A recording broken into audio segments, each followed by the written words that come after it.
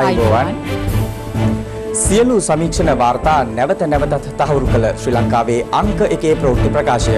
පැත්ත ගියත් ඇත්ත කියන හිරු රාත්‍රී 9:55 ප්‍රධාන ප්‍රවෘත්ති ප්‍රකාශය සමගින් මම සමීර කපුකොටුව. මම රෝෂිනී විජේසූරිය. මුලින්ම අවධානය දවසේ සිරස්තල වෙත.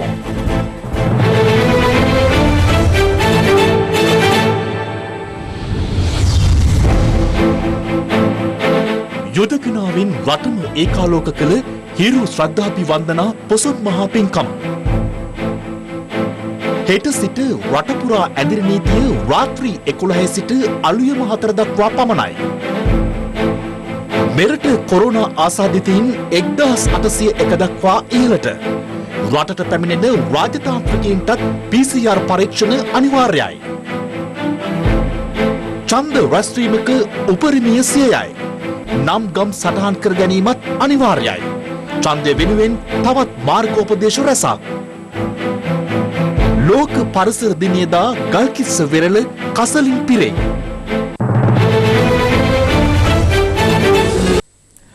උතුම් වූ සම්බුද්ධ ධර්මයේ රැගෙන අනුබුදු මිහිඳු මහරහතන් වහන්සේ ලක්දිවට වැඩම කළ පොසොන් පුර 15ක පොහෝ දිනය අදයි. සෞඛ්‍ය බලධාරීන්ගේ උපදෙස් පිළිපදිමින් බෞද්ධ ජනතාව ආමිස හා ප්‍රතිපත්ති පූජාවන්ට මුල් තැන දෙමින් අද ආගමික වතාවත්වල නිරත වුණා. අනුබුදු මිහිඳු මහ රහතන් වහන්සේ ඇතුළු දූත පිරිස අදවන් දිනක අම්බස්තලයේ හෙවත් මිහින්තලයට වැඩම කර මෙරට ජන සමාජයට බුදුදහම දායාද කළ බව ඉතිහාසයේ සඳහන්.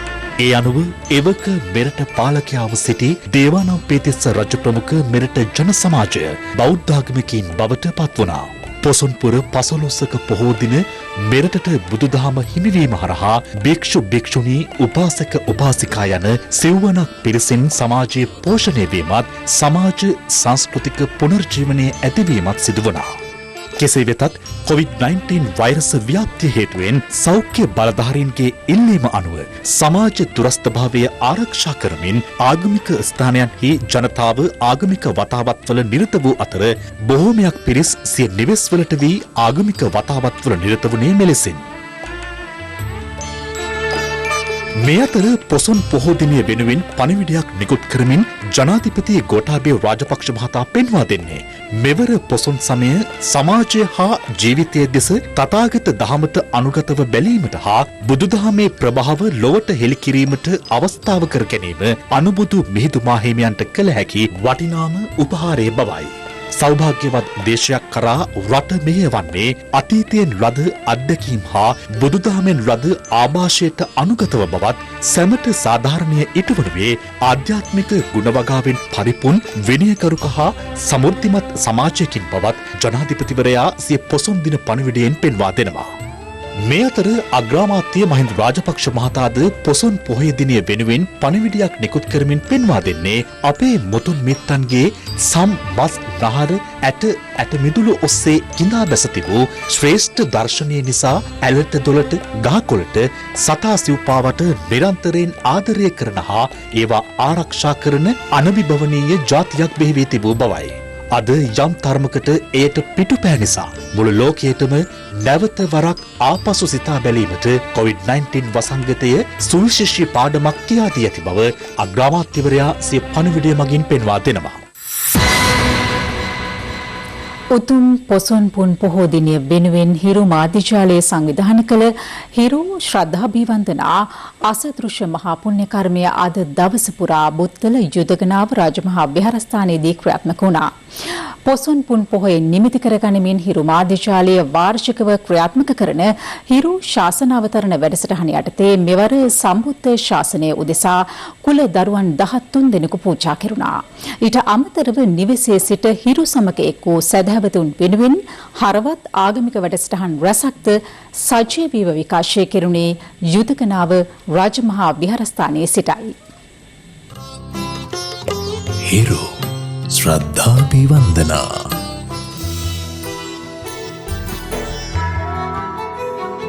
අනුබුදු මිහිඳු හිමියන්ගේ ආගමයත් උතුම් සම්බුදු දහම ශ්‍රී ලංකාව තුළ ස්ථාපිත වීමක් යන උතුම් කරුණු සිදු වූ පොසොන් පුන් පොහෝ දිනය වෙනුවෙන් හිරු මාධ්‍යජාලය සදහැසිතින් ගෙනෙන හිරු ශ්‍රද්ධාභිවන්දනා වැඩසටහන අද අලුයම සිට ආරම්භ වුණා.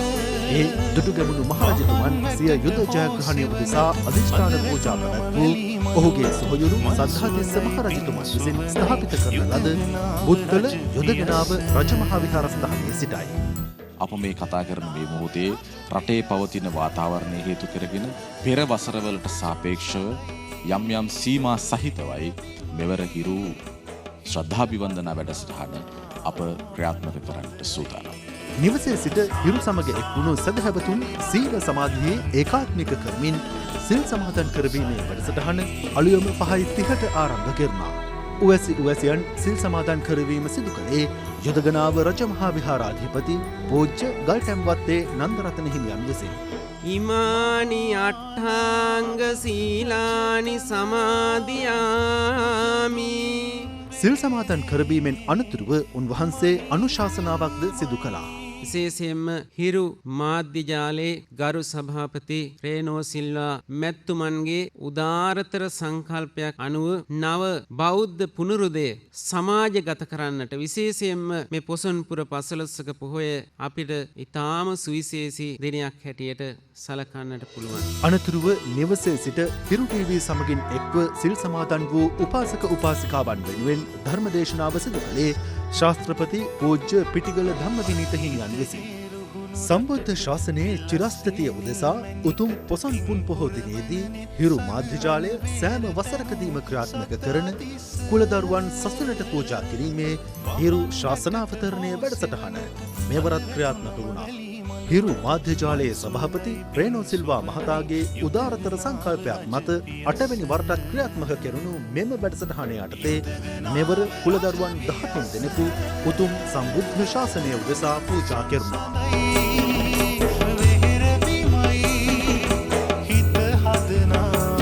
සසුන්ගත කෙරුණු භික්ෂුන් වහන්සේ උදෙසා පළමු අටපිරිකර පූජාව සිදු කෙරුණේද හිරු මාධ්‍ය ජාලයේ සභාපතිවරයා අතින්.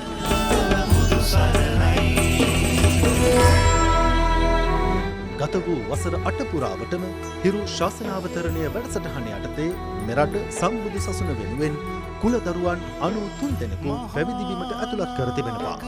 එම සියලු භික්ෂුන් වහන්සේගේ ගිහි භාරකාරීත්වය හිරු මාධ්‍ය ජාලයේ සභාපති රේනෝ සිල්වා මහතා යටතේ පවතින අතර උන්වහන්සේගේ අධ්‍යාපනය ඇතුළු සියලු කටයුතු සඳහා වියදම් දරන්නේද හිරු මාධ්‍ය ජාලයේ සභාපතිවරයා විසින්.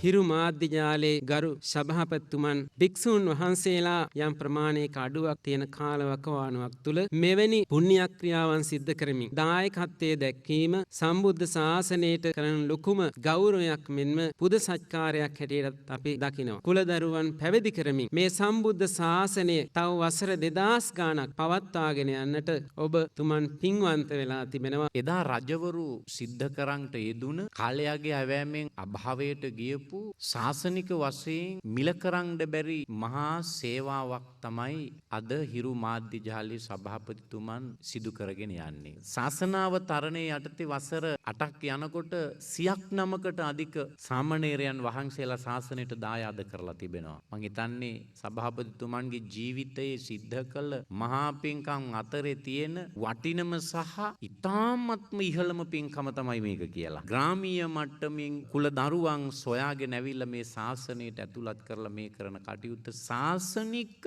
පියෙක් සිද්ධ කරන කටයුත්ත. තාත්තා කෙනෙක්ගේ රැකවරණීනේ මේ ලබා දෙන්නේ ඔබතුමා. අධ්‍යාපන කටයුතු සිද්ධ කරගෙන මේ සාමණේර හාමුදුරුවෝ උපසම්පදා වෙලා විශ්වවිද්‍යාල වරම් ලැබලා උපාධි හදාරන්න ඕන නම් විදේශගත වෙනව නම් ඒ දක්වාම උනත් අවශ්‍ය කරන පත්‍ය පහසුකම් ආදී සලසමින් ඒ කටයුත්ත සිද්ධ කරනු ලබනවා. අනාගතයේ රේනු සිල්වා මැතිතුමන් පිළිබඳව පවුලේ යත්තන් පිළිබඳව ශාසන ඉතිහාසයේ සටහන් වෙලා තිබෙයි මේ ශාසනයට කරඹු මහඟු මෙහෙවර සම්බන්ධයෙන්. අපේ රේනෝ සිල්වා මැතිතුමා බලාපොරොත්තු වන දෙමව්පියන් බලාපොරොත්තු වන ගුරු හාමුදුරන් බලාපොරොත්තු වන ඒ කටයුතු සිද්ධ කිරීමේ වගකීමක් මේ පොඩි හාමුදුරන්ට තියෙනවා. ශාසනයේ අභිවෘද්ධිය වෙනුවෙන් Tamanට කළ හැකි දේ මොකක්? මාධ්‍යයක් හැටියට, පුජ්‍යලයක හැටියට, ආයතනයක් හැටියට යම් කාර්යයක් සිද්ධ කරනවා නම් ඒ වගකීම මැනවින් ඉටු කරන අවස්ථාවක් හැටියට පුණ්‍යානුමෝදනා පූර්වකව හිරු මාධ්‍ය ජාලයට අපේ ආචාර්ය, අපේ ස්තුති, අපේ ගෞරවය මේ උතුම් පොසොන්පුර 15ක් පොය දවසේ පළ කරන්නේ සොම්නසින් සිනහසින් යුක්තවයි. හිරු ශ්‍රද්ධාභිවන්දනා වැඩසටහනට සමගාමීව භික්ෂුන් වහන්සේ 100ක් නමක් උදෙසා දානමය පුණ්‍ය කර්මය යොදගනාව රජමහා විහාරස්ථානයේදී පැවැත්වුණේ ඉන් අනතුරුවයි.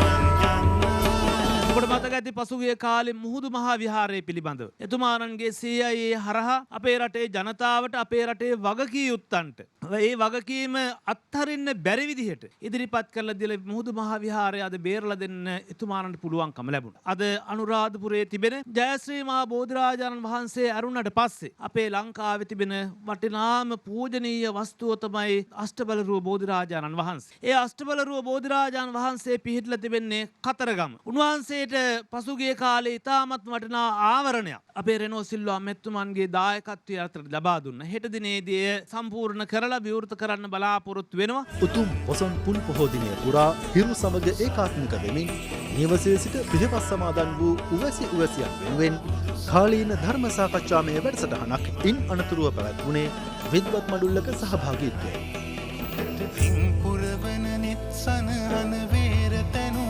සත්තාතිස්ස වහන් වැටට පෝසෙවනට අඳ වැටුනම වැලි මළුවට මල් සුවඳයි පින් සුවඳයි යුදගනාව රජ පියස්ස යුදගනාව රජ පියස්ස පොසොන් සඳයි වෙහෙර බිමයි හිත හදනා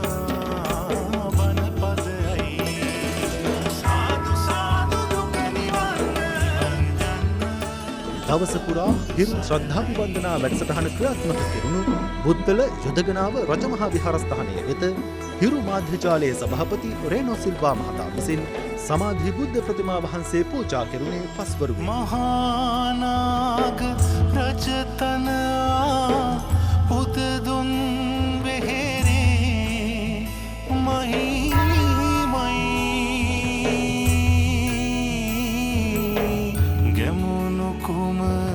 පොසොන් පුන් පොහෝ දිනය වෙනුවෙන් දවස පුරා ක්‍රියාත්මක වුණු හිරු ශ්‍රද්ධාභිවන්දනා වැඩසටහනේ නිමාව සනිටුහන් වුණේ ඓතිහාසික යොදගනාව චෛත්‍ය රාජාණන් වහන්සේ අභ්‍යස කරත් වූ අධිෂ්ඨාන පූජාවෙන් අනතුරුවයි. මේ චෛත්‍ය රාජාණන් වහන්සේ සුවඳ දුමින් නහවා ශබ්ද පූජා පවත්වා රටට ජාතියට සෙත් පතමින් එම අධිෂ්ඨාන පූජාව සිදු කළ ආකාරයයි.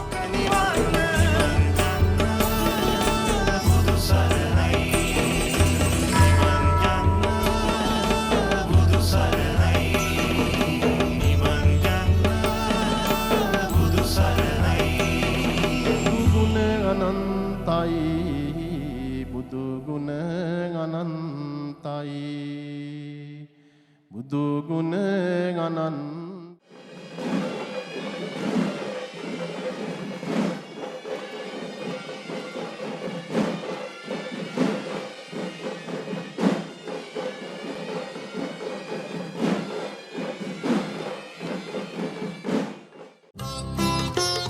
හිරු ශ්‍රද්ධාභිවන්දනා මේ අතර මිහින්තලා පුදබිම කේන්ද්‍ර කරගනිමින් පැවැත්වෙන පොසොන් රාජ්‍ය උත්සවය සඳහා ජනාධිපති ගෝඨාභය රාජපක්ෂ මහතා අද පස්වරුවේ එක් වුණා. මිහින්තලේ ඓතිහාසික රජමහා විහාරයට පැමිණි ජනාධිපති ගෝඨාභය රාජපක්ෂ මහතා අදට යෙදෙන ලෝක පරිසර දිනය වෙනුවෙන් විහාර භූමියේ පැලයක් රෝපණය කළා. ආගමික වතාවත්වලට මුල් තැන දෙමින් පොසොන් රාජ්‍ය උත්සවයේ වැඩ කටයුතු ආරම්භ වුණේ ඉන්පසුවයි. සිංහල රජ දවසෙන් පස්සේ ත්‍රෛනිකායක මහානායක හාමුදුරුවරු නියෝජනය කරගෙන පළවෙනි වතාවට තමයි මෙහෙම පින්කමක් සිද්ධ වෙන්නේ. මේ බිමේ තියෙන ආනුභාවය නිසා ඔබතුමා මේ රට බාර ගන්න ලැබුණා. ඔබතුමා අද මේ රට කරවන ආකාරය දැක්කහම ලෝකයේ අනිකුත් රටවල් වලට මහා ආදර්ශයක්. සමුන්නාන්සේට පින් සිද්ධ වෙනවා. මේ මිනිස්සුන්ගේ කොඳුනාරට කෙලින් කරා මහා යුද්ධයක් තිබුණා බෑ කිව්වා. ජාත්‍යන්තර බලවේග ආවා. ඒ ඔක්කොම නැති කරලා දාලා දෙවුන්දර තුඩුවේ ඉඳලා පේදුරුතුරු ගමන් කරන්න හැකියාව ලැබුණා. සංවර්ධනය කරගෙන ගියා. උතුරේ ඉඳලා දකුණට දකුණේ ඉඳලා උඩ දුම්රිය මාර්ග දැම්මා. අධිවේගී මාර්ග දැම්මා. ඒවා ඔක්කොම ඇන හිටලා 815 915 2015 ආපහු පර චින්තනයකට අපි ගමන් කළා. ඒ අතරතුරේ අපිට පුළුවන් වුණාද පිරිතක් කියාගන්න. උසාවි නියෝග ගත්තා. ආදාහනයක් කරන්න පුළුවන් වුණා. බැරි වුණා. හාමුදුරු කට්ටියත් පුළුවන් තරම් හිරේ දැම්මා. එහෙම තිබුණා යහපාලනේ, මෛත්‍රී පාලනේ, ලිච්ඡවි පාලනේ. ඔබතුමාගේ නායකත්වයෙන් අනපන දුන්නාම මේවා හොඳට කෙරෙනවා. දැන් නිසි තැනට ඇවිල්ලා තියෙනවා තමුන්නාන්සේ. හොඳ ලීඩර් කෙනෙක් ඉන්නවා දැන් අපිට. දුර දක්නා නුවණක් තියෙනවා තමුන්නාන්සේට. වගේම මහා සෙම්පතියෝ ටිකක් ඉන්නවා. ඒ ටික එකතු කරගෙන මේ ගමන යන්න පුළුවන්. නීතිය ක්‍රියාත්මක කරනවනේ තමුන්නාන්සේ දැන්. කාටත් එකයි. ඉස්සර පහට නීතියක් මෙහෙට නීතියක්. පොසොන් පුර පසළොස්වක පොහොයේදී ඇති අද ඡායා චන්ද්‍රග්‍රහණයක් ලෝපුරා රටවල් රැසකට නිරීක්ෂණය වනවා. එය මෙරටට දිස්වන්නේ අද රාත්‍රී 11:15ටයි.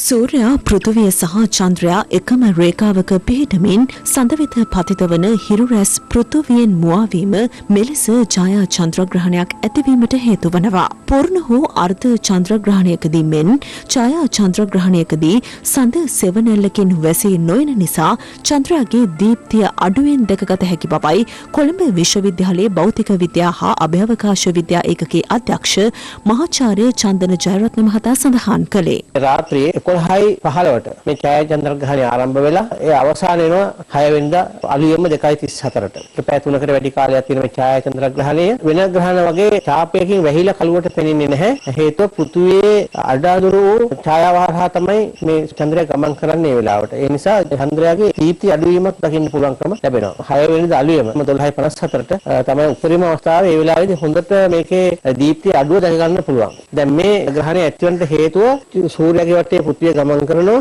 ඒ පෘථිවිය ගමන් කරනකොට පෘථිවිය වටේ චන්ද්‍රයා ගමන් කරනවා. ඒතකොට චන්ද්‍රයා මේ පැත්තට ආපුවාම හරියටම සරල රේඛාවක හිටින්නේ නැති නිසා තමයි මේ ඡායාග්‍රහණය තියෙන්නේ. හරියටම තිබුණා නම් එහෙම පූර්ණ චන්ද්‍රග්‍රහණයක් බලා ගන්න තිබ්බා. මෙම ඡායා චන්ද්‍රග්‍රහණය මෙරටට අමතරව ඕස්ට්‍රේලියාව, අප්‍රිකාව, දකුණු ඇමරිකාව, ඉන්දිය පැසිෆික් හා ඇට්ලාන්ටික් සාගර මෙන්ම ඇන්ටාර්ටිකාව ආදී ප්‍රදේශයන්හි රටවලටද දිස්වනවා.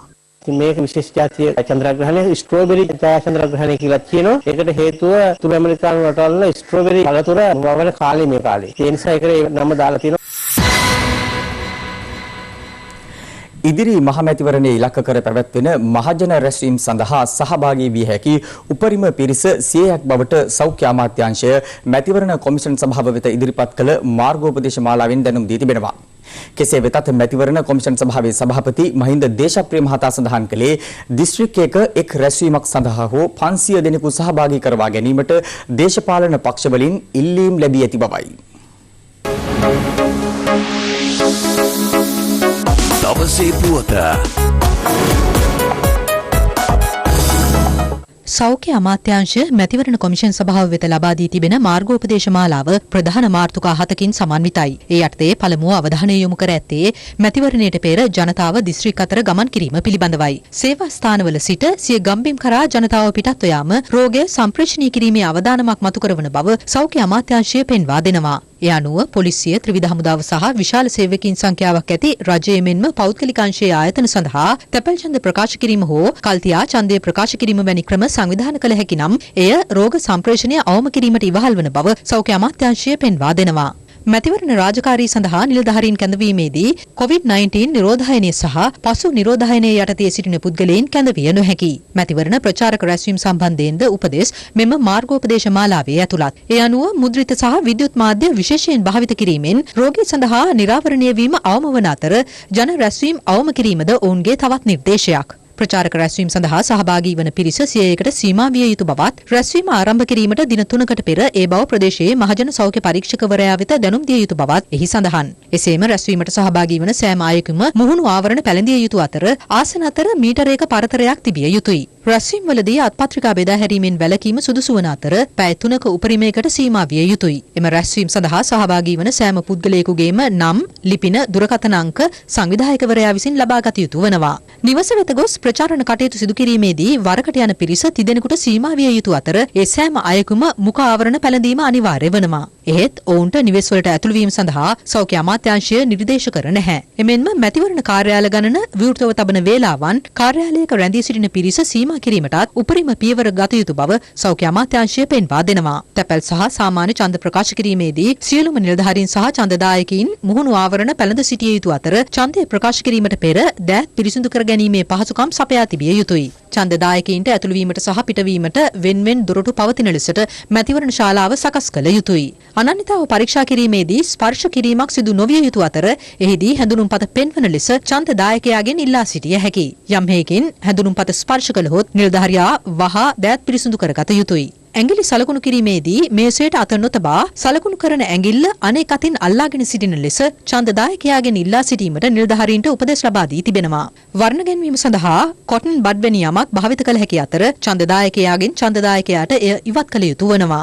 මාර්ගෝපදේශවල දැක්වෙන්නේ ඡන්දය සලකුණු කිරීම සඳහා තමාගේම පෑනක් හෝ පැන්සලක් භාවිත කළ යුතු බවයි. ඡන්ද මධ්‍යස්ථානය සෑම පැයකට වරක්ම විෂ බීජ හරණය කරන ලෙසද එහි සඳහන්. නිලධාරියා සහ ඡන්දදායකයා අතර ගනුදෙනුවලදී දෙපාර්ශ්වය අතර විනිවිද පෙනෙන ඝන පොලිතීන් වැනි තිරයක් යොදන ලෙසද සෞඛ්‍ය අමාත්‍යාංශය නිර්දේශ කර තිබෙනවා. ඡන්ද මධ්‍යස්ථාන නියෝජිතයින් අවම කළ යුතු අතර ඡන්දපොළ පරිශ්‍රයේ ඇතුළත සහ පිටත මීටර 1 දුර පවත්වා ගැනීමට අදාළ සලකුණු යෙදිය යුතුයි. නිරෝධායන මධ්‍යස්ථානවල ඡන්දය පැවැත්වීම සඳහාද අදාළ මාර්ගෝපදේශ මාලාවේ උපදෙස් ඇතුළත්. එවැනි ස්ථානයක රාජකාරී සිදු කරන සියලුම නිලධාරීන් සම්පූර්ණ ආරක්ෂිත ඇඳුම් කට්ටලය එනම් N95 මුහුණු ආවරණ, අක්ෂි ආවරණ, සම්පූර්ණ ශරීර ආවරණ සහිත බූට් සපත්තු පැළඳිය යුතුයි. එවැනි මධ්‍යස්ථානයක මීටර් 2ක පරතරයක් පවත්වා ගත යුතු වනවා. ගණන් කිරීමේ මධ්‍යස්ථානවලදීද සෑම නිලධාරියෙකුටම ප්‍රමාණවත් මුහුණු ආවරණ අත්පිරිසිදුකාරක ලබා දිය යුතු අතර එම මධ්‍යස්ථානවලද ශාරීරික දුරසතාව පවත්වා ගත යුතු වනවා. ඉහත සෑම මධ්‍යස්ථානයකම කටයුතු අවසානයේදී අපද්‍රව්‍ය බැහැර කිරීම පිළිබඳ ප්‍රදේශයේ මහජන සෞඛ්‍ය පරීක්ෂකවරයා විසින් නිරීක්ෂණය කළ යුතු අතර සියලු ස්ථාන විස බීජ හරණයටද ලක් කළ යුතු වනවා. අඩුම ගානේ දිස්ත්‍රික්කයකටවත් 500ක් 600ක් වගේ එන ප්‍රධාන රැලියක් පවත්වන්න පුළුවන්ද බැරිද කියන එක අපෙන් දේශපාලන පක්ෂ කීපයක් අහලා තිනවා. අපි සෞඛ්‍ය බලධාරීන්ගෙන් අහලා ලොකු පිට්ටනියක මීටරේ දුර තියාගෙන පුටු තියලා ඒ විදියට ඉල්ලීමක් කිරීමට වුන් අපට ඉල්ලීමක් එවලා තිනවා. 7 වෙනි ඉරිදා ආදර්ශ ඡන්ද විමසීමක් පවත්වන්න ලෑස්ති වෙනවා. කොපමණ සංඛ්‍යාවක් ඡන්දේ දාන්න කාලය ගත වෙනවද පැයකට කියන එක ගැන ටෙස්ට් රන් එකක් වගේ දෙයක් අපි ඒ විදිහටම කරනවා. කියලා තියෙන අත්සේදීම මොණු ආවරණ මීටර 1 දුර තබා ගැනීම නිලධාරීන් හැටියට සහ ඡන්දදායකයන් හැටියට අනිවාර්යයෙන්ම කරන්න සිද්ධ වෙනවා. වියදම දරන්න වෙනවා. ප්‍රජාතන්ත්‍රවාදය තරමක් මිල අධික භාණ්ඩයක්. රජයේ මුද්‍රණාධිපතිනිය කියපු විදිහට ලබන සතිය අවසන් වෙනකොට ඡන්ද පත්‍රිකා ලැබෙයි. හැබැයි මේ ඡන්ද පත්‍රිකාවල ඡන්ද විමසීමේ දින හැටියට ලැබෙන්නේ ජූනි මාස 20 වෙනිදා කියලා තමයි. කලින් දීපු ඇනෝම අනුව. දවසේ පුවත අද ලෝක පරිසර දිනයයි. මෙහිපිට ජීවත් වන සියලු සත්වයන්ගේ යහපැවැත්ම උදෙසා ස්වභාවික පරිසරයෙන් ඉටු කරන අමිල මෙහෙවර කෙරෙහි කෘතගුණ පළ කිරීමේ පරමාර්ථයෙනුයි පරිසර දිනය සැමරෙන්නේ. එවන් පසුබිමක ලක්මව සතු ගල්කිස්ස වෙරළ තීරයේ මුහුණ දෙන අභියෝගයක් පිළිබඳවයි අප අද අවධානය යොමු කරන්නේ. ගත වූ දින කිහිපය පුරා ගල්කිස්ස වෙරළ තීරයේ අපට දර්ශනය වන ආකාරයයි මේ.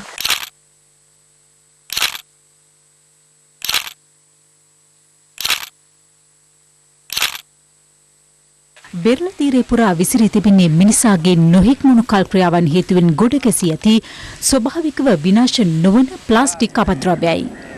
දැන් දවස් දෙකකට ඉස්සෙල්ලා ඉඳලා මෙච්චර ගොඩක් කුණු වෙනවා බීච් එකට. ඔක්කොම බඩු ප්ලාස්ටික්. මේ වාගේ කවදාවත් මං ඊට ඉස්සෙල්ලා දැකලා නැහැ. අඟුලන්ට සල්ුණාව තියෙන ලොකු බෝක්කු ඔක්කොම වැව්වා නම් බීඩ දාලා මෙම මුදල් කුණු වෙන්නේ නැහැ. කවදාවත් දැකලා නැහැ. ශ්‍රී ලංකා පොලිසිය පරිසර කොට්ටාසයේ සහ තවත් ආයතන කිහිපයක් ඊයේ සහ අද ගල්කිස්ස වෙරළ තීරය පිරිසුදු කිරීමේ කාර්යයට එක් වුණා.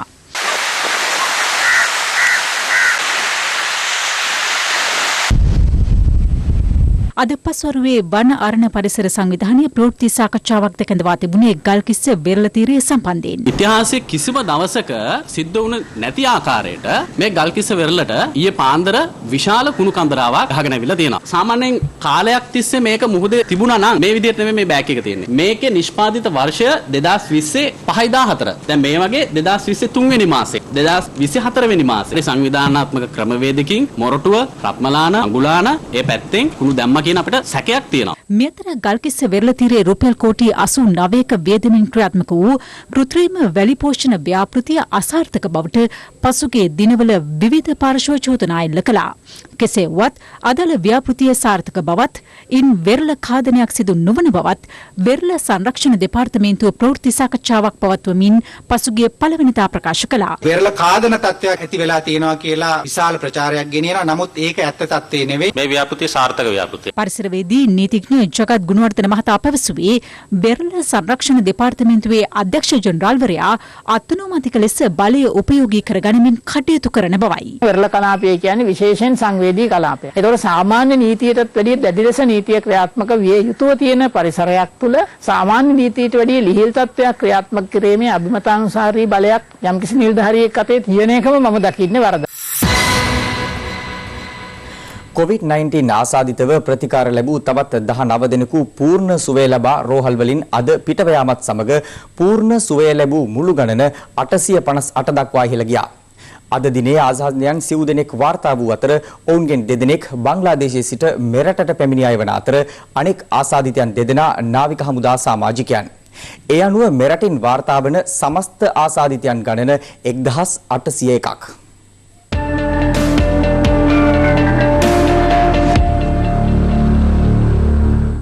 ගත වූ පැය 24 තුළ ඉන්දියාවේ සිට පැමිණි 30 දෙනෙක්, බංග්ලාදේශයේ සිට පැමිණි 2 දෙනෙක්, ඩුබායි සිට පැමිණි 1 පුද්ගලයෙකු සහ නාවික හමුදා සමාජිකයන් 43 දෙනෙකු COVID-19 ආසාදිත බව PCR පරීක්ෂණ මගින් තහවුරු කරගෙන තිබෙනවා. ඔවුන් සියලු දෙනා මේ වන විට COVID-19 ප්‍රතිකාර මධ්‍යස්ථාන වෙත යොමු කර තිබෙනවා.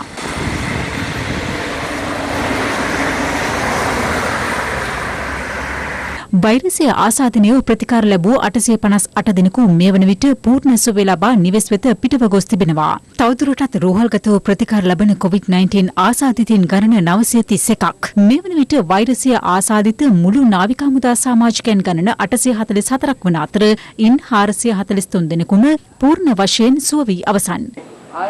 මේ හබරදුව නිරෝධායන මධ්‍යස්ථානයේ රැඳී සිටි වැලිසර නාවික හමුදා කඳුරේ සමාජිකයන් 125 දෙනෙකු නිරෝධායන කටයුතු අවසන් කර අද පිටව ගිය අයුරුයි. බූස නාවික හමුදා කඳවුරේ ස්ථාපිත නිරෝධායන මධ්‍යස්ථානය තුළ සාර්ථකව නිරෝධායන කටයුතු අවසන් කරන ලද තවත් පුද්ගලයන් 25 දෙනෙකුද එම මධ්‍යස්ථානයෙන් පිටව ගියා. මේ අතර රාජ්‍ය තාන්ත්‍රික නිලධාරීන් මෙරටට පැමිණීමේදී අනුගමනය කළ යුතු අනිවාර්ය ක්‍රමවේද කිහිපයක් විදේශ සමගතා අමාත්‍යාංශයේ නිවේදනයක් නිකුත් කරමින් පෙන්වා දෙනවා. එහි දැක්වෙන පරිදි මෙරට පිහිටා ඇති තානාපති කාර්යාල හරහා ඔවුන්ගේ රාජ්‍ය තාන්ත්‍රික නිලධාරීන් මෙරටට ඇතුල් වීමට පෙර ප්‍රමාණවත් කාලයක් තුළදී ඔවුන්ගේ පවුල්වල විස්තර රටට ඇතුල් වන දිනය ආදිය විදේශ සමගතා අමාත්‍යාංශයට ලබා දිය යුතුයි. රාජ්‍ය තාන්ත්‍රික කාර්ය මණ්ඩල හා ඔවුන්ගේ පවුල්වල සමාජිකින් ශ්‍රී ලංකාවට ඇතුල් වීමේ අදාළ රටවලින් පිටවීමට පැය 72ක් ඇතුළත ලබාගත් PCR පරීක්ෂණ වාර්තා ඉදිරිපත් කළ යුතුයි. එලෙස PCR පරීක්ෂණ වාර්තා ඉදිරිපත් නොකරන්නේ නම් කටුනායක බණ්ඩාරනායක ජාත්‍යන්තර ගුවන්තොටුපළේදී PCR පරීක්ෂණයකට භාජනය වීම අනිවාර්ය වේ. රාජ්‍ය තාන්ත්‍රික ප්‍රධානීන් දින 14ක කාලයක් නිල නිවාසවලදී ස්වයං නිරෝධායනයට ලක්විය යුතු අතර සෙසු රාජ්‍ය තාන්ත්‍රික කාර්ය මණ්ඩල සහ ඔවුන්ගේ පවුල්වල පිරිස් රාජ්‍ය විසින් අනුමත කරන ලද හෝටලයක නිරෝධායනයට යොමු විය යුතුයි. දින 14ක ස්වයං නිරෝධායන කාලය අවසන් කිරීමෙන් පසු දෙවන PCR පරීක්ෂණයට භාජනය විය යුතු අතර එම වාර්තා ඉදිරිපත් කිරීමෙන් අනතුරුව රාජ්‍ය තාන්ත්‍රික කටයුතු ආරම්භ කළ යුතුයි. රාජ්‍ය තාන්ත්‍රික නිලධාරීන් මෙරටට පැමිණීමට පැය 48කට පෙර ඔවුන්ගේ ගුවන් ගමන් විස්තර විදේශ සමගතා අමාත්‍යාංශයේ සන්ධාන ප්‍රධානී වෙත ලබා දිය යුතු බව එම නිවේදනයේ වැඩිදුරටත් සඳහන්. මෙම උපදෙස්මාලාව නිකුත් කෙරුණේ ඊයේ ඇමරිකානු තානාපති කාර්යාලයේ රාජ්‍ය තාන්ත්‍රික නිලධාරියෙකු PCR පරීක්ෂණ ප්‍රතික්ෂේප කරමින් මෙරටට පැමිණි පසුබිමකයි. කෙසේ වෙතත් ඔහු මෙරටට පැමිණ ඇත්තේ මෙරට නිරෝධායන සීමා කිරීම සහ COVID-19 මාර්ගෝපදේශ තරය පිළිපදිමින් බව ඇමරිකානු තානාපති කාර්යාලය ප්‍රකාශ කළා. මේ අතර හෙට සිට දිවයිනේ සියලු දිස්ත්‍රික්කවල ඇඳිරි නීතිය නැවත දැනුම් දෙන තුරු ක්‍රියාත්මක වන්නේ රාත්‍රී 11 සිට අලියම 4 දක්වායි. කොළඹ සහ ගම්පහ දිස්ත්‍රික්ක හැර සෙසු දිස්ත්‍රික්ක අතර ගමනාගමනයට ඇති අවසරය නොවෙනස්ව පවතින බව ජනාධිපති මාධ්‍යංශයේ නිවේදනයක් නිකුත් කරමින් පවසනවා. මේ අතර අද දිනේ පුරා ඇඳිරි නීතිය ක්‍රියාත්මකව තිබෙදී 500කට අධික පිරිසක් බදුල්ල රිදීපාන කඳුමුදුනේ සිට සරුංගල් යැවීමට හා එය නැරඹීමට පැමිණ තිබුණේ මෙලෙසින්. බදුල්ල පොලිසිය සඳහන් කළ අදාළ පිරිසට අවවාද කර විසිරුවා හැරි බවයි. මේ අතර පානදුර ඉදිකා ප්‍රදේශයේදී වොලිබෝල් ක්‍රීඩාවේ නිරතව සිටි 20ක පමණ පිරිසක් පානදුර පොලිසිය අත්අඩංගුවටගෙන තිබෙනවා. ඔවුන් හෙට අධිකරණයට ඉදිරිපත් කිරීමට නියමිතයි. දැන් අපිට සිද්ධ වෙනවා ඕගොල්ලෝම ඇරස්ට් කරන්න. ඕගොල්ලෝ වරදක් කළා තියෙනවා.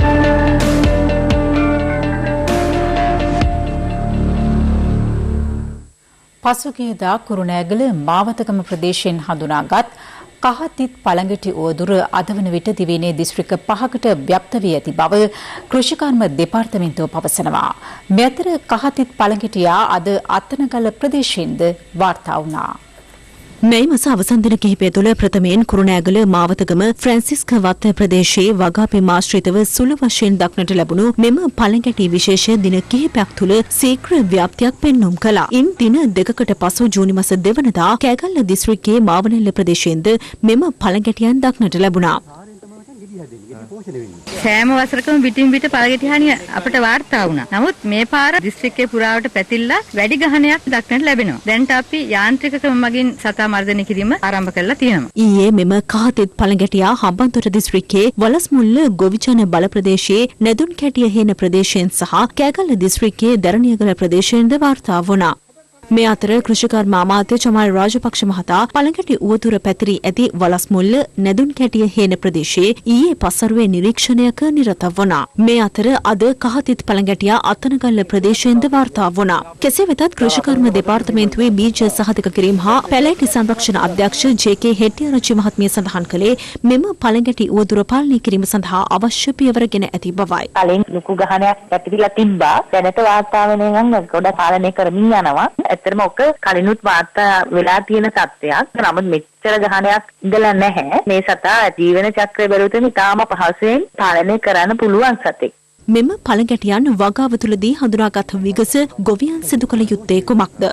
මේක වසංගත මට්ටමට පැතිර යාම වළක්වාලීම සඳහා අපි රසායනික පාලනයකට යන්න සිද්ධ වෙනවා. මේ සඳහා රසායනික ද්‍රව්‍යයක් පොල් පරීක්ෂණ ආයතනයේ විසිනුත් නිර්දේශ කළා තියෙනවා. ඒ රසායනික ද්‍රව්‍ය අපි මාවතගම ප්‍රදේශයේත් ඒක අත්හදා බලලා සාර්ථකව 100%ක් ඒ යොදපු ස්ථානවල පාලනය වුණා. ගොවීන් සහ අනිකුත් අය මේ සඳහා භූමි තෙල්, දැවි තෙල් ඒ වගේ විනාශකාරී ද්‍රව්‍ය භාවිතා කරනවා. එවැනි ද්‍රව්‍ය භාවිතා කිරීම රසායනික ද්‍රව්‍යයක් භාවිතා කිරීමට වඩා විනාශකාරී වෙන්න පුළුවන්. පරිසර විනාශයක් පිළිබඳ හිරු CIA සිදු කළ අනාවරණයකින් පසුව අනවසරයෙන් පස්පුරවා වනසා දමා තිබූ අම්පාර අඩ්ඩාලච්චේන වෙරළ තීරය යථා තත්ත්වයට පත් කිරීමට වෙරළ සංරක්ෂණ සහ වෙරළ සම්පත් කළමනාකරණ දෙපාර්තමේන්තුව අද පියවර ගත්තා. එම දෙපාර්තමේන්තුවේ අධ්‍යක්ෂ ජනරාල් ප්‍රභාත් චන්ද්‍රකීර්ති මහතා ඊයේ ප්‍රකාශ කළේ අදාළ විනාශය කළ පුද්ගලයන්ට එරෙහිව නීතිමය ක්‍රියාමාර්ග ගැනීමට අක්කරේපත්තු පොලිසිය වෙත පැමිණිල්ලක්ද ඉදිරිපත් කර ඇති බවයි.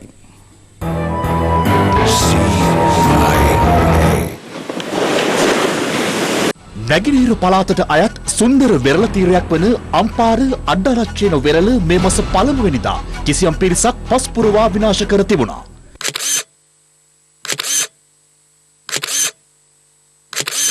මේ සිද්ධිය වාර්තා වීමත් සමග හිරු CIA කණ්ඩායම ප්‍රදේශය වෙත ගොස් එහි දර්ශන ලබා ගැනීමට කටයුතු කළා. හිරු CIA කළ ගවේෂණයේදී හෙළි වුණේ ඉදිරි මහමැතිවරණයේදී අඩ්ඩාලච්චේන දේවරින්ගේ ඡන්දය බලාපොරොත්තුවෙන් මෙම නීති විරෝධී මාර්ග ඉදිකර ඇති බවයි. අප මේ පිළිබඳව වෙරළ සංරක්ෂණ සහ වෙරළ සම්පත් කළමනාකරණ දෙපාර්තමේන්තුවේ අධ්‍යක්ෂ ජනරාල් ප්‍රභාත් චන්ද්‍රකීර්ති මහතාගෙන් විමසීමක් කළා. ඔහු ප්‍රකාශ කළේ මෙම අනවසර පස් පිරවීම සම්බන්ධයෙන් දෙපාර්තමේන්තුවෙන් කිසිදු අවසරයක් ලබා දී නොමැති බවයි. පසුව වෙරළ සංරක්ෂණ දෙපාර්තමේන්තුව අදාළ නීති විරෝධී ක්‍රියාවලිය පිළිබඳව අක්කරේපත්තුව පොලිසිය වෙත පැමිණිල්ලක් ඉදිරිපත් කළා. පස් පිරවීම සඳහා යොදාගත් රථයක් පොලිස් භාරයට ගෙන ඇත්තේ ඉන් අනතුරුවයි. හිරු CIA හරහා සිදු කළ මෙම අනාවරණයත් සමග අදාළ බලධාරීන් ප්‍රදේශවාසීන්ගේද සහාය ඇතිව වෙරළ තීරය යලි යථා තත්ත්වයට පත් කිරීමට අද උදෑසන පියවරගෙන තිබුණා.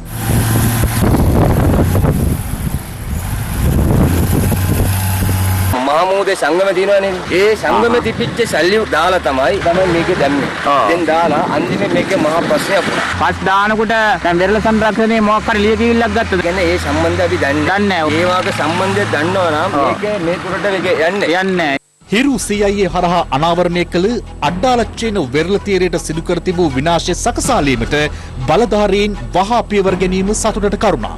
එසේම රටකට අයත් සම්පත් මෙලෙස විනාශ කළ පුද්ගලයන් හට ඉදිරියේදී නිසි දඬුවම් ලබා දෙන තුරුත් හිරු CIA අවදි නැත නිරන්තර අවධානයෙන්.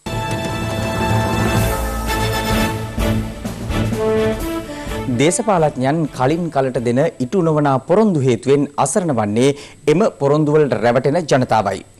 එවන් කඩවුණු පොරොන්දුවකට රැවටුණු ඌවේ පූනාගල ප්‍රදේශවාසීන් පිරිසක් පිළිබඳවයි මේ වාර්තාව. මේ බණ්ඩාරවෙල පූනාගල මාපිටිය වැවයි.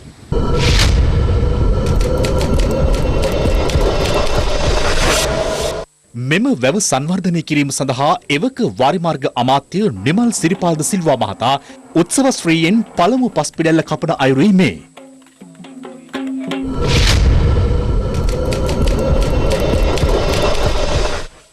හරියටම වසර 6කට පසු අද මාපිටිය වැව දිස්වන්නේ මේ ආකාරයෙන්. කලින් කලට දේශපාලඥයින් පැමිණ ලබා දෙන ඉටු නොවන පොරොන්දුවලට මෙය කදිම ජීවමාන සාක්ෂියක් බවට පත්ව තිබෙනවා. මේ අන්තිමට හදලා තියෙන බැම්ම හදන්න කොන්ත්‍රාත්කරු සිමෙන්ති පිටි පහ ත්‍රිවිල් එකකින් හරි බස් එකෙන් හරි තමයි ගෙනල්ලා හදන්න. කෝටි ගානක ඇස්තමේ කම්බි දෙකක් දෙනවා සිමෙන්ති පිටි පහක් දෙනවා ඒ ටික කරනවා සතියක් ඉන්නවා ආපහු ඔන්න වැවක් ඇදී ආයෙ පටන් ගන්නවා. උමා ඔය ව්‍යාපෘතියෙන් පානීය ජලය අහිමි වූ අඹදත්තේගම සහ බඹරගම ජනතාවගේ පානීය හා වගා ජල අවශ්‍යතාවයන් සපුරාලීම අරමුණු කරගෙනයි මෙම සංවර්ධන වැඩ කටයුත්ත ආරම්භුනේ.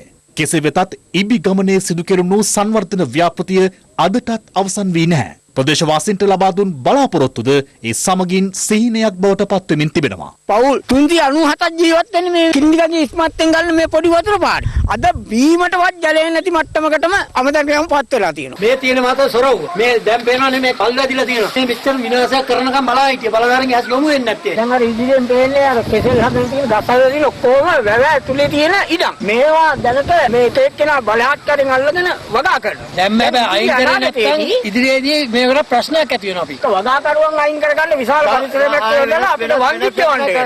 අපරාධ මේ සල්ලිත් නෑ දැන් අද ඩොලියෙන් කාවට මතුවක්. ඔවුන් පවසන ආකාරයට මෙම සංවර්ධන ව්‍යාපෘතිය සඳහා මහජන මුදල් රුපියල් කෝටි 4කට ආසන්න ප්‍රමාණයක් වෙන් කර තිබෙනවා. යථාර්ථවාදී නොවන අවස්ථාවාදී පොරොන්දු පමණක් ලබා දෙන දේශපාලඥයින් තමන් අරඹන සංවර්ධන කටයුතු සඳහා නිසි අවධානය යොමු නොකිරීමෙන් විනාශ වන්නේ බදු ගෙවන ජනතාවගේ මුදල් නොවේද?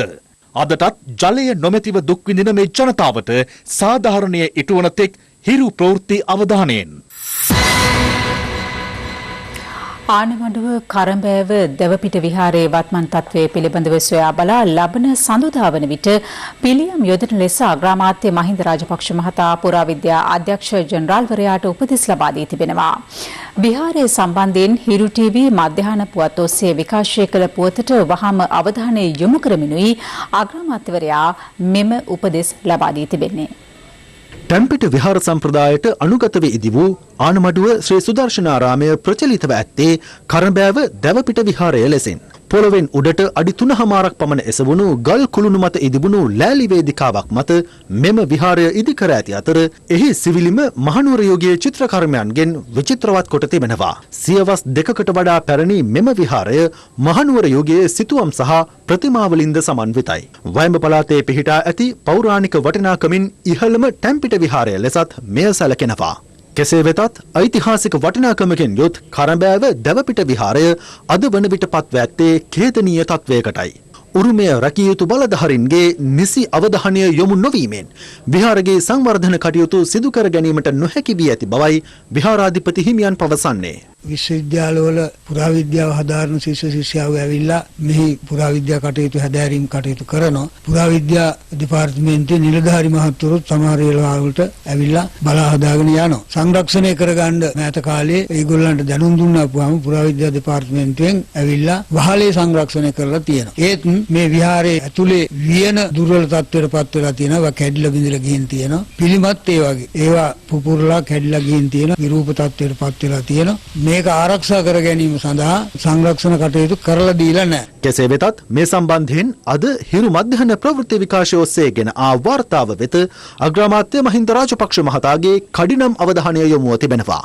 අදාළ විහාරස්ථානය පිළිබඳ කඩිනමින් සොයා බලා සඳුදා වන විට සුදුසු ක්‍රියාමාර්ග ගන්නා ලෙස අග්‍රාමාත්‍ය මහින්ද රාජපක්ෂ මහතා විසින් පුරාවිද්‍යා අධ්‍යක්ෂ ජෙනරාල්වරයාට දැනුම් දුන් බව අග්‍රාමාත්‍ය සම්බන්ධීකරණ ලේකම් කිත්සිරි ගංගානාත් අබේගුණවර්ධන මහතා සඳහන් කළා. තවත් දේශීය පුවත් කිහිපයක් සමගින් දැන් රටවටා හිරු. රටවටා හිරු. මහනුවර ශ්‍රී දළදා මාලිගාවේ වාර්ෂික පොසොන් පෙරහැර මෙවර වීදි සංචාරකින් තොරව දළදා මාලිගා පරිශ්‍රයේ පමණක් පැවැත්වීමට කටයුතු කර තිබුණේ පවතින COVID-19 වසංගත තත්ත්වයේ හේතුවෙන්. අදට යෙදී ඇති පරිසර දිනය නිමිත්තෙන් අග්‍රාමාත්‍ය මහින්ද රාජපක්ෂ මහතා තංගල්ල කාල්ටන් නිවසේදී පැලයක් රෝපණය කිරීම සිදු කළා. මොනරාගල ඉත්තෑකටුව ප්‍රදේශයේදී පුද්ගල ඝාතනයකට සම්බන්ධ සැකකරුවෙකු අත්අඩංගුවට ගැනීමට ගිය අවස්ථාවේදී සැකකරු විසින් පොලිසියට වෙඩි තැබීමත් සමග දෙපිරිස අතර ඇති වූ වෙඩි හුවමාරුවකදී බරපතල තුවාල ලැබූ සැකකරු රෝහල්ගත කිරීමෙන් පසු මිය ගොස් තිබෙනවා. කුරුණෑගල ශික්ෂණ රෝහලේ වැඩබලන අධ්‍යක්ෂකවරයා ලෙස වයම පළාත් සෞඛ්‍ය සේවා අධ්‍යක්ෂ වෛද්‍ය එන් ෆරිඩ් මහතා අද වැඩ ගත්තා. එම රෝහලේ අධ්‍යක්ෂකවරයා ලෙස කටයුතු කරමින් සිටින වෛද්‍ය සරත් වීරබණ්ඩාර මහතා සෞඛ්‍ය අමාත්‍යාංශය වෙත తాවකාලිකව අනියුක්ත කර ඇතත් ඔහු එම තනතුරේ රැඳී සිටියදීම මෙලෙස තවත් අධ්‍යක්ෂකවරයෙකු පත් කිරීම විශේෂත්වයක්. ඊයේ පස්වරුවේ අධික වේගයෙන් පැමිණි කැබ් රථයක් මාර්ගයේ නිවතට පැන නිවසකට කඩා වැදී සිදු වූ අනතුරකින් නිවසේ නවතා තිබූ තවත් රථ ವಾಹන 3කට හානි සිදු වූ අතර එම කැබ් රථයේ රියදුරා අත්අඩංගුවට ගැනීමට යාමේදී පොලිසිය රාජකාරියට බාධා එල්ල වී තිබෙනවා. පසුව අනාවරණය වී ඇත්තේ එම කැබ් රථයේ රියදුරා බීමත්ව සිට ඇති බවයි.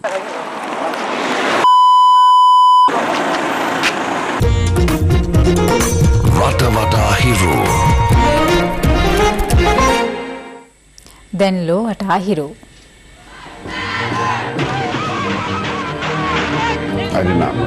They are here to assassinate us.